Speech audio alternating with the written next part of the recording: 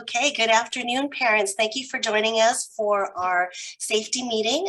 We know that you have a lot of concerns as we're coming back to school, and we hope to alleviate those today. But we do want to start off by telling you we're very excited that most of your kids will be coming back on campus. So first of all, I want to thank those of you that submitted questions prior to this meeting. We all reviewed those questions and we tried to address them in this presentation. We want to honor our time and try to finish this meeting in an hour. And because of that, we're not going to be taking questions during the presentation. Part of that is because we're going to be recording today's meeting and we're going to be posting it on our district YouTube channel. We know we have a lot of information to share and many of you may want to look at this again. And we also have families who couldn't join us and they may want to watch this video too. So we didn't want it to be too long. But at the end of the presentation, we're going to give you a link. And if you still feel there are some things that are not addressed today, we're going to be using those questions to create an FAQ, a frequently asked questions page. And then hopefully we'll be able to answer all of your questions. So I do want to emphasize that our presentation today is strictly on school safety for our in-person students. We are not going to be talking about virtual learning today. I know there were some questions that were site specific and some questions about special ed or some other departments. Everyone, all the administrators in charge of those departments and all the principals have seen those questions and they will either be responding to them as part of their general communication about their programs or their sites, or they will be reaching out directly to those parents. Okay, having said that, I think I will turn this over to our superintendent to give her welcome and then we'll start our presentation. Good afternoon, Alhambra parents. Here we are, it's 17, almost 18 months into a journey together, and boy, has it been a journey. Thank you for being here this evening and allowing us to share what we have put in place to help ensure the safety of our students and our staff. I'd like to echo Natalie and thank our translators for being here. You truly make a difference for our families, and ASL Interpreter Destiny, thank you. We appreciate it. Tonight we have a presentation. We've put a presentation together that we believe answers the majority of the safety questions you might have. And it is a presentation and our measures that have evolved. I think we've all learned through this last 17, 18 months, there is no one thing that is the magic bullet. Although we know that vaccine is very, very, very important, we know that safety in this environment is layered. And it's a number of practices that we have in place, and it's a number of personal and human behaviors that have to be in place. So we're going to work collaboratively with you, with our students and our staff to pull all of that together so we can ensure the safety of everyone who steps on our campuses. I'll stop talking in just a minute, but just want to say I was on several campuses today and things are coming together nicely. Our staff is working, they are excited, and they are looking at every detail that we've talked about. They are working to pull that together. So a week from today, when your children come home after their second day of school, I'm hoping that you will see that these practices that we've layered really are making it a safe, but really a good learning environment for our children. So I'm going to turn it over or ask who is putting the PowerPoint up. Is that Ms. Mahoney? Let's start that PowerPoint. Pat, I'm sorry, you're muted. I need to be able to share my screen. Yeah, you should be able to now. Thank you. There we go. So if you go to the next slide, please.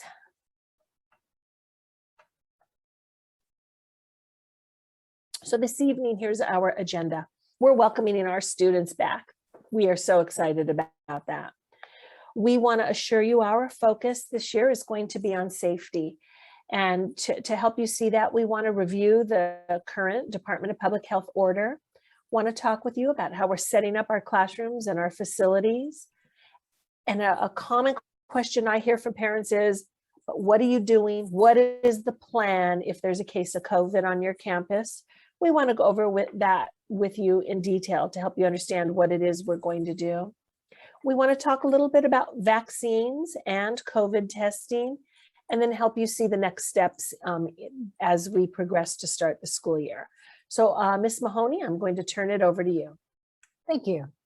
So I'm going to share with you the most recent LA County Department of Public Health health order as it pertains to schools. This was posted late last week. In order for this Alhambra Unified School District to be transparent and informative, our district has updated the dashboard on our district websites, which contains information about our safety plan, our COVID compliance plan, the number of COVID-19 cases, and Department of Public Health resource links. I'm going to click here, and I'm going to take you through how you can find this at your school site where your child attends or at the district website. So when you enter one of our district websites, you click on this little bubble here, the in-person learning and safety plan. You click on that, and that leads you to this page where all of our COVID-19 in-person learning safety plan and our procedures are. Right here is our updated 2021-2022 COVID compliance plan, and our CPP plan is in there. We're in the process of translating that into Chinese, Vietnamese, and Spanish. On the right side, we have several links here. We've got our COVID-19 dashboard. This is where we will post any COVID-19 cases that occur on a campus or at a district building.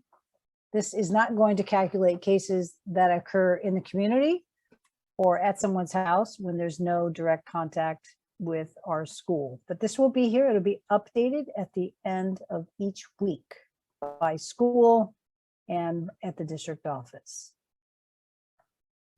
Additionally, there are links to our COVID-19 testing through Department of Public Health. The CPP is also here if you'd like to view that separately. We just updated our reopening protocols. So all of our schools, the order was updated on July 28th. I think we have to change that date. I'm not sure the updated ones are here, but this is where our updated protocols will be listed here for every school. And you can check on those to see what we are asked to do to keep our schools following the health order. We also have our screening questionnaire. So all visitors, all students, and all staff are asked to screen themselves before they come to campus. This is here. Mr. Ma will go into that in more detail. And then there's some additional links here to LA County and California Department of Public Health resources. So this is where everything will be updated and posted as it pertains to keeping our campus safe, and how you can find out information of what we are doing as a district to keep your child safe at school.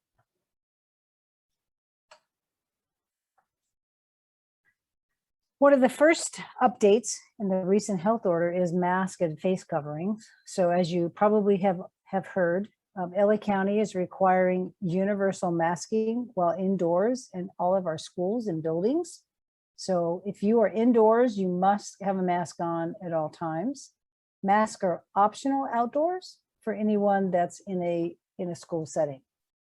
And even though masks are optional outdoors, we will be encouraging students when they're in close proximity to others to keep their mask on. It's not mandatory, but we will encourage them to do so. There are some new health orders that talks about individuals that are exempt from wearing a mask. These include students who present appropriate documentation that demonstrates a disability or condition that does not allow them to safely wear a mask. And the ideal situation is that they would be able to wear a face shield with a drape at the bottom if their condition allows it. Students with documented conditions that cannot accommodate the face shield and the drape may request reasonable accommodations from the school or district. Additionally, Department of Public Health recommends that measures be implemented to create physical distancing. When doing so, does not interfere with full-time attendance of all enrolled students. So there is no mandate for required physical distancing, but our district will provide as much distancing as possible in our classrooms and at lunch based on the size and scope of the classroom or space and the number of students in that area. Some new orders that have to do with vaccination and whether or not you are exposed to a COVID positive case. So the new order states that if you are fully vaccinated and you are a close contact to someone who becomes COVID-19 positive and you've been exposed, you do not need to quarantine if you don't have any COVID-19 symptoms. Even though you don't have to quarantine, it's strongly recommended that you go get tested for COVID-19 and monitor your health symptoms for COVID-19 symptoms for 14 days from the last day of contact with that infected person. Persons who have recovered from a laboratory confirmed COVID-19 condition in the last 90 days and who are close contact to a confirmed case are not required to quarantine or test for COVID-19.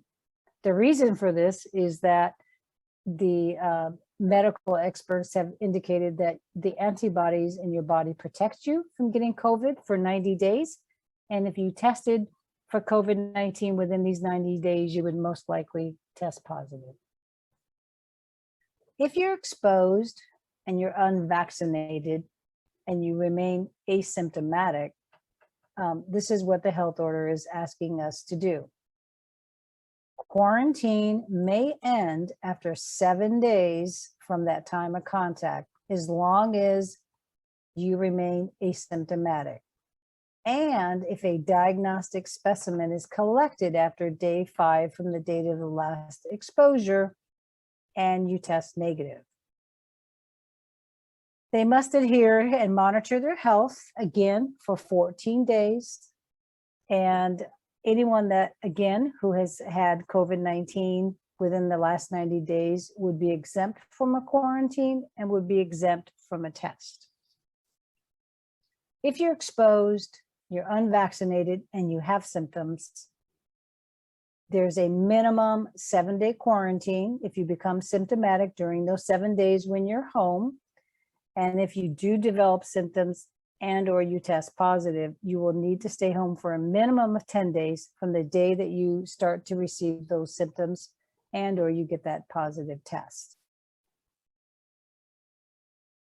There are some updated health orders as it pertains to volunteers and visitors to campus. Department of Public Health is recommending that we take steps to limit the risk of infection due to visits by individuals other than staff and students. What they suggest is that visitors should be registered in a visitor log that includes a visitor's name, phone number, and email address in case this information is needed in the future for contact tracing purposes. Student Support Services has created and will distribute binders to all of our schools so that we have the standard log sheet at all of our school sites.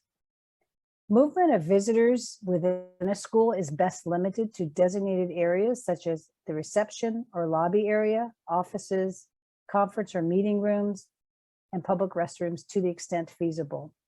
And this is to decrease unnecessary interaction with outside visitors and stable learning groups. And with that, I'm going to turn it over to Director Lindsey Ma. Good evening. So Alhambra Unified School District has put into a number of safety features and measures to best address the opening order and to maintain a safe learning environment for our students, our employees, and our community. Next slide. Can you go up back one? Thank you. So all of our actions have been based on the reopening order for the for schools, Appendix T1. The most recent one has been posted at your sites. Hard copies are placed at the point of entry of every single campus in the Alhambra Unified School District as mandated by the Department of Public Health. We've also posted an electronic version in the district's website. Your child's school website will direct you to the district website, and you will be able to access all of that information. Next slide, please. One of the things that has happened is that the new mandate did retire the Qualtrics daily symptom screener that we had, as well as the temperature screener. In its place, it recommended that there be a screening questionnaire daily that all students and employees review before they arrive on campus. And basically, it is a question: have you had any of these symptoms within the past 24 hours? High fever or chills, cough, shortness of breath, tiredness, fatigue, body ache, headache, loss of taste or smell, nasal congestion or runny nose, nausea or vomiting or diarrhea.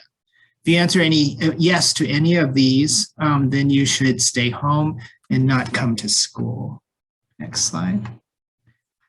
These posters have been placed on all of our campuses to communicate and to message the importance of wearing a mask indoors, and that wearing a mask outdoors is optional.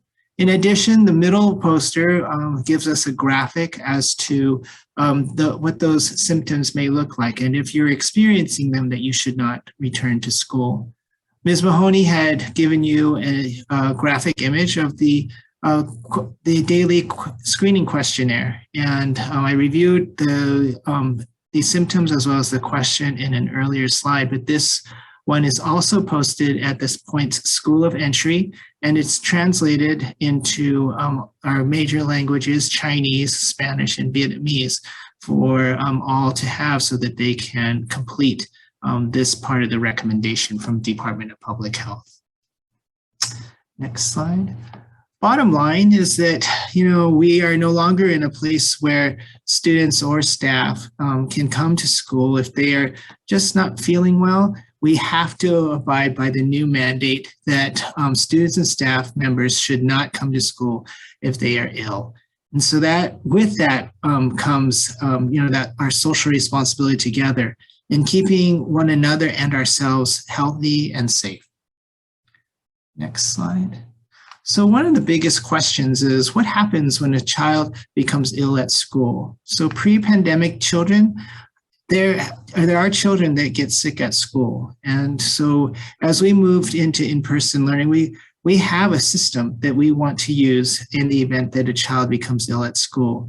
The first thing that we will do is the important adult, the teacher, will call the health office and let them know that a student is not feeling well in the classroom or outside. The student will either be brought to the health office or will walk to the health office masked and report to the health office to see step 3, the school nurse or the LVN or the health assistant, where the student will be observed and the disclosure of what he is feeling will be reviewed. The temperature may be taken and the student will be given a surgical mask to wear. If the student is not feeling well, we will work with the student to isolate and place him in an area where he is isolated from the others, while we call parent in step 5 to come and pick up the child from school as soon as possible, almost immediately, so that the child can return home. In step 4, I just want to reassure everyone that when a child is placed in an auxiliary health space or an isolation area, that they are supervised by school staff, and so the child is not left alone. In regards to contact tracing, we are charged to do an informal contact trace, as Department of Public Health is the one that does the formal contact trace. But if a student or staff member has confirmed case of COVID on campus, the district will determine who was in close contact with the COVID case. If exposed, persons would be notified by the site administrator of the exposure. And so parents will be called. Based on vaccinated versus unvaccinated status, we would determine the next steps for the exposed person. The school community would receive a notification letter of the case on campus. And I just need you to know that information is confidential and names of persons will not be released. It's just a notification. Positive cases are reported to the Department of Public Health, and they are listed on the district dashboard. Next slide.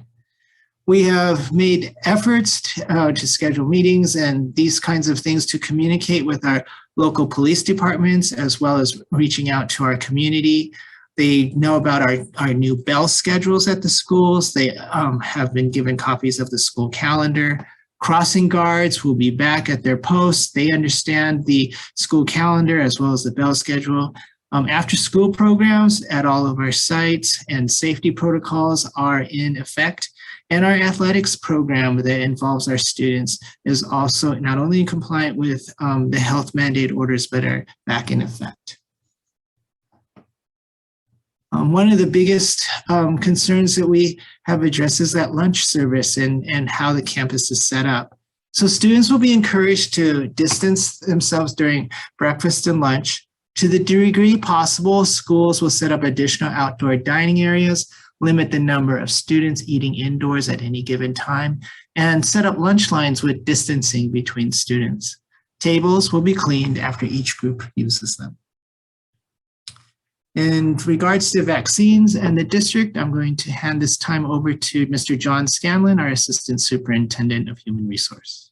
All right, thanks, Lindsay. So I'm going to speak a little bit to vaccines. Vaccines do continue to be highly recommended by DPH and CDC. They're seen as the #1 factor in limiting the spread and severe symptoms of the COVID-19 virus.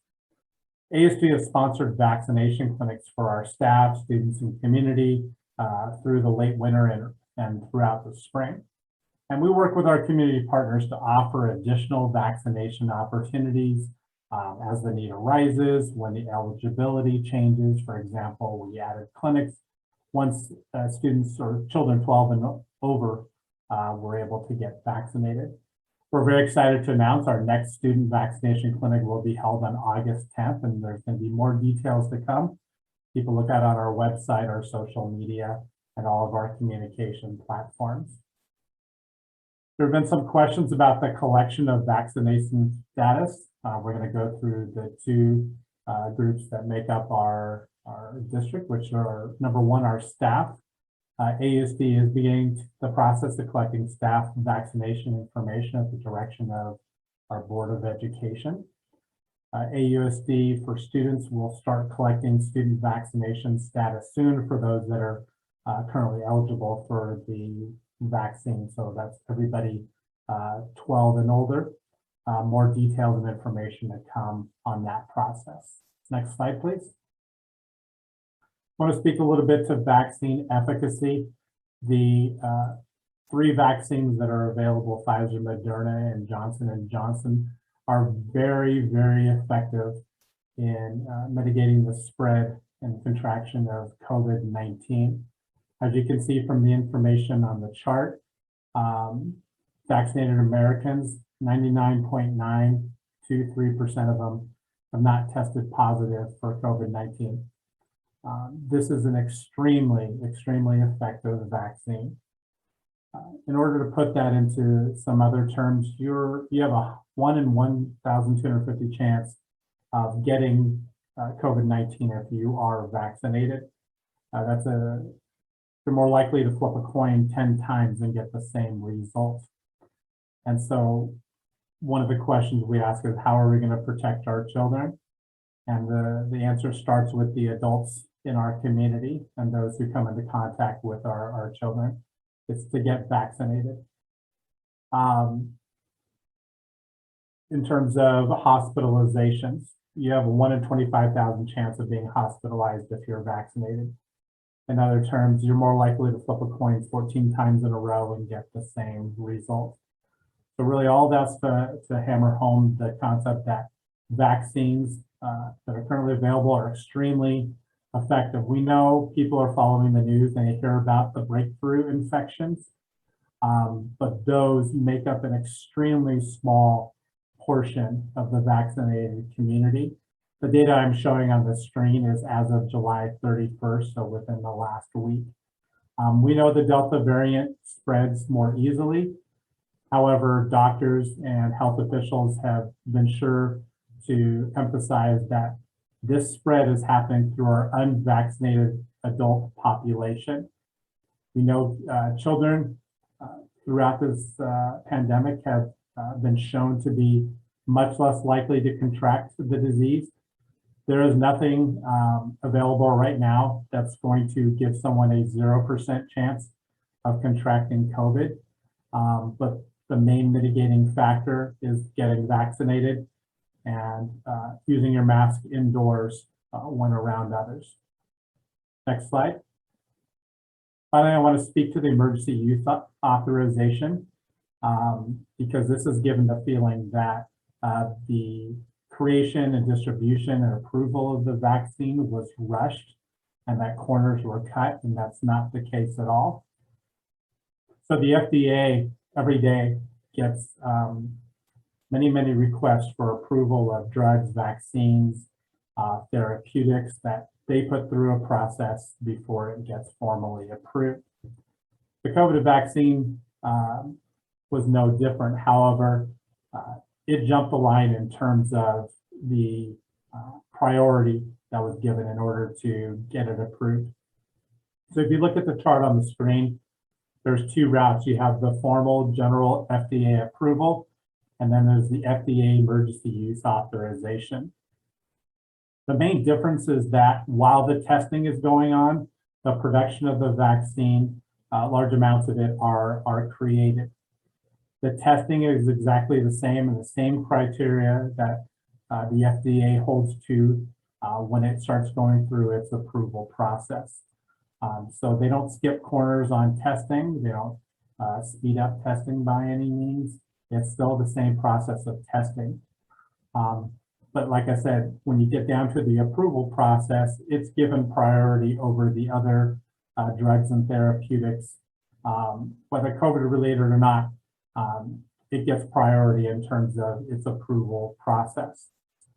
And so with the production already underway, once it hits approval, and it's the same standards that all drugs, therapeutics, and vaccines go through, it's more quickly able to be distributed, and we start putting it in the arms of our people. So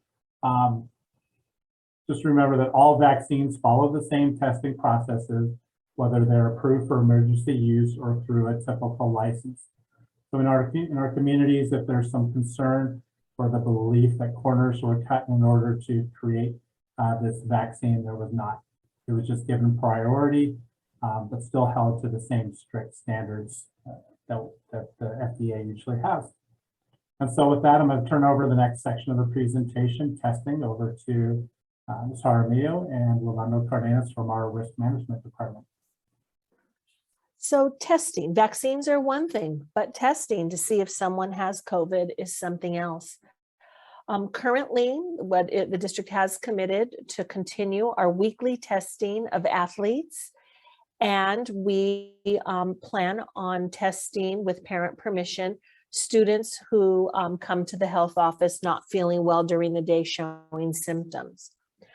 Last week, with the new health order, the Department of Public Health recommended that school districts consider weekly testing of surveillance testing of staff and students. So on August 3rd, our Board of Education met, and they made the recommendation that we will require surveillance testing of all students and all staff members. And our board's commitment, they had a very long conversation about this, weighing the pros and the cons, and what's going to work, what's not going to work. But at the bottom line, they said safety of students and staff and ensuring a safe environment was their priority. So they made the recommendation that we are going to begin weekly testing everyone, whether you are vaccinated or not. That testing will not begin the first week of school. We have 17,000 staff and students, so it's the logistics to pull that together. Going to take a little bit, but the testing protocol will be developed over the next couple of weeks, and it will be phased in. But know that everyone who attends our school or works at our school will at some point begin the weekly testing. We will use an outside lab, a vendor, to assist us in and overseeing the collection process, and all of those tests will be sent to an outside lab. Many more details on this will be coming. There is a pre-registration component that's essential in order for us to be able to get the results, so that we can ensure that everyone who comes on campus is COVID-free every week. I know this brings a lot of questions about testing. So Mr. Cardenas, who is our Director of Risk Management, he is going to take the next slide that I think answers some of the testing questions. So Rolando, next slide. Thank you, Denise. So now that we have direction from our board in regards to that we are going to be doing regular testing, it's important to look at the logistics and just how we operationalize this at the site level. And just for some education purposes, I'd like to talk about the different types of tests that are out there that we'll be using. So there's two main tests. There's the antigen test as well as the PCR test. That antigen test is that rapid test that we all know about. It's a swab, nasal swab that produces results within 15 to 20 minutes. And that is one of the tests that we'll be using. There is lower accuracy and lower sensitivity than the PCR test, but it will be used in some situations. The PCR test we're going to be using the saliva test in that regard, and it is higher accuracy as well as higher sensitivity. We send those results back to a lab and get those results back within 24 hours. Both tests, whether it's the nasal swab or the saliva administration, both of those are self-administered, meaning that the student themselves will either do the nasal swab or be producing a saliva sample in a vial, and that will be with the staff there to help facilitate, but it'll be the student themselves doing that. Also, just talk about a little bit about the two types of situations where we'll be testing. There's surveillance testing as well as symptoms testing. Surveillance testing is just how it sounds. It's a proactive approach where you test individuals on a regular basis, and that is that weekly testing that we're talking about. And a symptoms testing is when somebody were to show some types of signs that are consistent with COVID-19, or they're not feeling well and they go to the nurse's office. And we would do that symptoms test and have that quick 15, 20-minute antigen test and have those results back to kind of have a peace of mind, right? So both those will be used in conjunction with each other. So the way it's operationalized, as Denise had mentioned, we'll be using a vendor that we've been using since last year with our athletes, and it's been working well. We've been doing weekly testing, sometimes bi-weekly testing for our athletes through the PCR self-administer saliva test. And basically what happens is we have a pre-registration. So this is very important because the labs will not give the results back. Even if they have results of a positive or negative, they will not give those results back if the individual is not pre-registered and the parent does not give that permission. So that's very important. So you'll be seeing that information coming out in the coming weeks, and perhaps hearing from your sites directly in regards to registration. But the students register, the vials and tubes are given to the sites, and the individual student would provide that sample, and then they're labeled, pre-labeled vials, and then the vendor takes those back to the lab that same day and then communicates those results back to the family as well as specific staff at the site. And then the process is very similar with the antigen test. There is also pre-registration involved. The vendor provides all the materials, the individual self-swabs. In that case, the results do come back immediately because the analyzing happens right there on campus, and we get those 15, 20-minute results. Those are the two types of tests and the times of when we'd be using them based on surveillance or the symptoms testing. And more information will follow as the weeks progress, and you'll be receiving a communication from your sites in regards to that pre-registration. So if you have any questions, I'm going to try to get those answered in the FAQ. So that's it for my section. I think the next section we have is facilities, and that would be Mr. Keith Kovach and Mr. George Murray. Good evening. Get my first slide. Thank you. Good evening, everybody. Some of the preparations that we've been making for, last 17 months. All of our classrooms and offices have been set up to ensure as much physical distancing as possible. Plexiglass partitions have been installed in all of our main offices. Ventilation equipment, our maintenance is ongoing to ensure optimal operation. HVAC units have been cleaned, they've been serviced, they've been adjusted to provide maximum outside air. We've installed high efficiency air filters. MERV 13 are installed in all of our mechanically suitable equipment. Exhaust fans have been checked, repaired, replaced to ensure proper ventilation. And we've installed portable air purifiers, HEPA. They're in all of our offices and all of our classrooms. We're modifying or have modified custodial schedules to support in-person learning, and quality control measures will be implemented to ensure cleaning and sanitizing consistency. Hand sanitizing dispensers will be placed strategically throughout the campuses in every classroom that doesn't have a sink. We have hundreds of these. They'll be all over our campuses. Hand washing stations will be available as needed. Sanitizing supplies have been distributed for administration and teaching staff. Next. So in addition to our own staff, our own internal staff looking at all of our air conditioning and making sure that it was operational, we hired or contracted with a certified HVAC contractor, licensed, certified contractor in compliance with all of our ASHRAE level guidelines, and they're going through every single piece of equipment and making sure that it's providing the adequate amount of outside air, that they're working, that the right filters are in there. And then we're installing stickers at every single thermostat, basically stating the last date that the filter was changed, what type of filter it has. And then that image on the right is the actual air purifiers that are available for every classroom, every office. Images on the left are an example of some hand washing stations, that will be available. When we figure out where we need to put them, we will have them available. Hand sanitizing stations, these are what they look like, and these are the ones that we have hundreds of, and they will be all over the campus.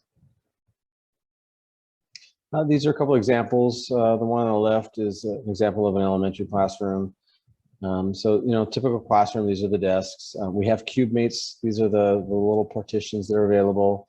The ones on the left are a little bit foggy because the protective film is still on them, but they are clear, and they're available if anybody wants them. And then all the desks are going to be, separated as best as they can. This is a typical classroom on the right. This is a high school. Same thing. If somebody wants a cube mate, we will provide them. So in addition to our normal cleaning procedures, little example of the little log on the image on the top left. So, before the newest health order, we were performing what was called enhanced cleaning, and that's in purple. It's all the touch points. So now, per DPH guidelines, we will be performing routine daily cleaning, which is the lighter blue on the left. And facilities will perform routine daily cleaning. The log sheet on the right will be in every single classroom, every single restroom. It will basically tell you every single time a custodian has come and cleaned that classroom. In addition to that, we have our facilities leadership. They will be checking every single log sheet, making sure that the team is cleaning, per routine schedule. So drinking fountains pre the last few months, we had closed them all off. We had wrapped them in plastic, but per DPH orders now, they're available. So we've cleaned them, we've flushed them, they're available. These are two examples of some of the newer bottle filling stations that are available, and this is all filtered water. As far as school busing, frequently touched surfaces are cleaned after each completed bus route. Windows will be open, weather permitting, to increase airflow. And to the degree possible, students will be distanced when seated. And that's all I have. Thank you. Just some next steps for the district. As you are aware, we've had several parent education meetings to review our reopening, safety protocols and procedures. Tonight is the last night for the safety protocol. This is going to be recorded, and there's going to be a FAQ posted where parents can post questions that they have, and then those answers will be posted at a later date. Last night, our department offered a parent webinar entitled Back to School, Navigating Fears About Returning to In-Person Instruction. That recording will also be posted on our Gateway to Success website for parents to review at your leisure. If you have any additional questions or want site-specific information, please reach out to your school site principal, who will have details about your child's school and can answer specific site-based questions. So I think I am going to take it to the end here. We believe that our presentation this evening answered most of the big district-wide efforts that are being made to ensure your child's safety. But I know you probably have specific questions. So we do invite you to submit those questions to the Q&A, and I believe Natalie put that into the chat. We will use that to develop our FAQ. But your site principals have answers too. They could tell you where the cube mates are, or where the face shields are that we can distribute to your students. They can talk to you more specifically about how the lunchroom will be handled at their specific school and where the outside seating has been set up. We're very proud that this past spring, when we had students on our campus, we navigated that very, very safely. And if you look at our dashboard, you will see the results of that. We are confident this year that we can continue that safe navigation if we all work together. So we invite you to please stay in touch with us, stay in touch with your school, and we assure you we will continue to stay in touch with the Department of Public Health and monitor and make changes as needed. I wish you all a really good start of the school year, and I hope that we're able to connect again soon. But please, you know how to reach any of us, and we are here to help. So with that, Natalie, I think I'll turn it back over to you to close. Actually, Pat, can you leave that screen back up there so the link is there for people who might want to screenshot it? And I've placed it in the link as well. Like Ms. Harmia said, we will use that for an FAQ, and when it's ready, it'll be posted. One of the things I like to remind everyone is everything we've presented is accurate as of today. Things can change. I know some parents have asked, why didn't we get this information 3 weeks ago? It would have been great for us to get this early. The DPH orders changed last week, and our direction of testing and all students and staff and collecting that vaccination data, that happened this week. So things are rapidly moving. So please stay in contact with us through our district website, through your school's website, through our social media. We want to make sure that we get that information to you. And if you haven't updated your parent portal information, please update that soon, because we do communicate through our Blackboard system, through our phone calls and our emails that way. So I want to thank the 750 people that joined us today, and those of you that are watching this recording at a later date. And we want to thank all of you for joining us today. Thank you very much, everyone.